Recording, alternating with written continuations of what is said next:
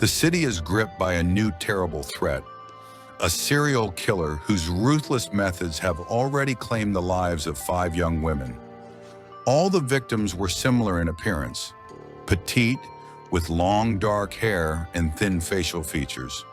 They were all abducted from their homes deep into the night, and their mutilated bodies were found days later in secluded locations across the city.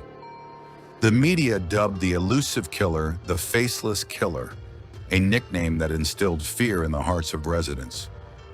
No one knew who the next target might be or when the killer would strike again. Detective Claire Michaels was assigned to the case, determined to track down the psychopath responsible for these horrific crimes.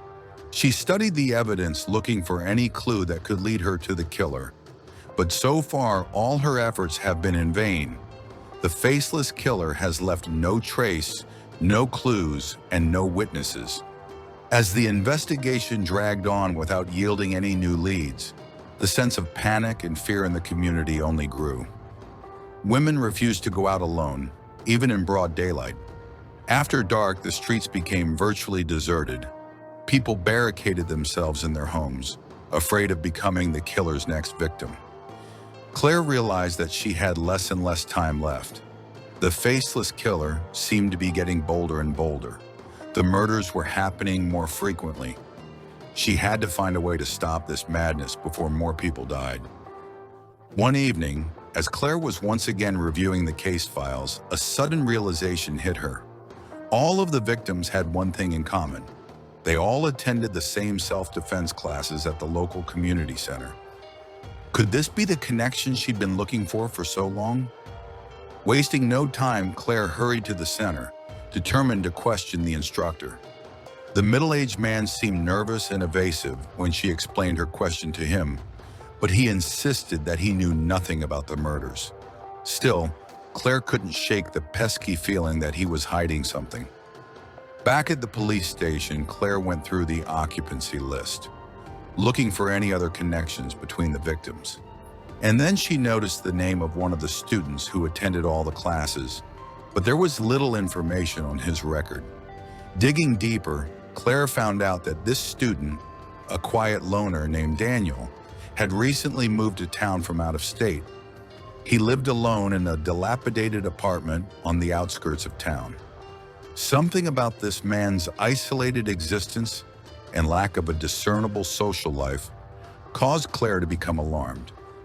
Gathering a team of officers, Claire raced toward Daniel's apartment, her heart pounding with fear and determination. As they neared the building, a shrill scream ripped through the air, breaking the eerie silence of the night. Bursting through the door, the police found a terrified young woman huddled in a corner with her clothes torn, and looming over her, knife in hand, was the unmistakable figure of Daniel, the Faceless Killer himself. In the ensuing chaos, Daniel managed to break free and flee the scene. Claire and her team gave chase, but the killer was fast and fled into the unknown. Hours turned into days. The hunt intensified, but Daniel seemed to vanish into thin air. The town slipped into a state of total panic, every woman living in constant fear. Claire knew she had to find the Faceless Killer before he struck again. But where could he be hiding?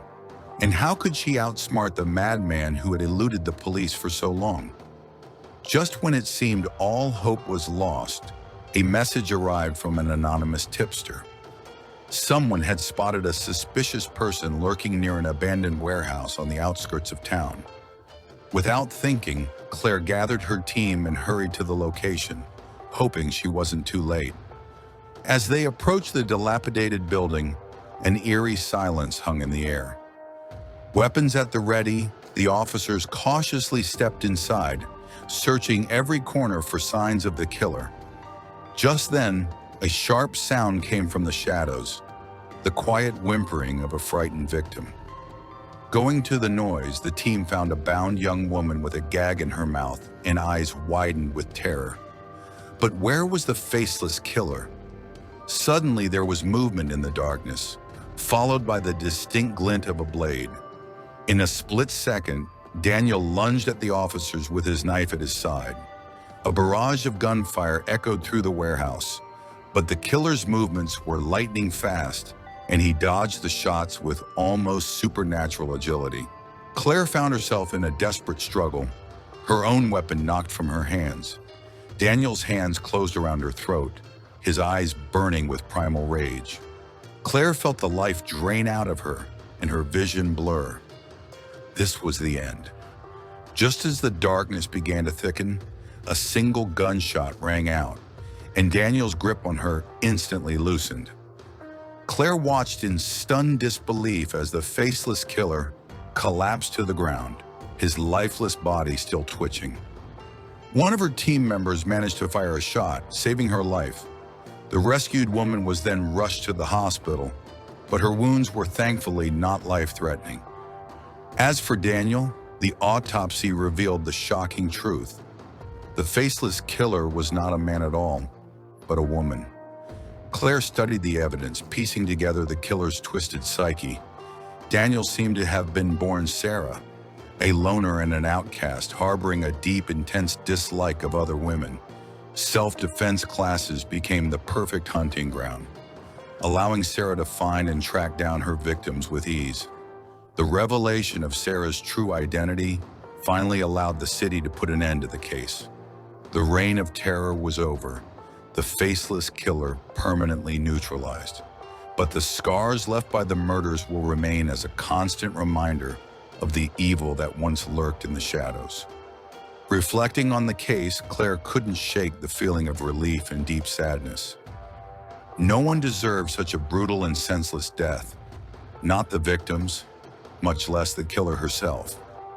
Sarah's tragic story was a vivid reminder of the darkness that can breed in the human psyche if left unchecked. With a heavy heart, Claire turned her attention to the daunting task of healing her town, to helping the community regain the sense of safety and security that had been so cruelly stolen. It will be a long and arduous journey, but she is determined to see it through.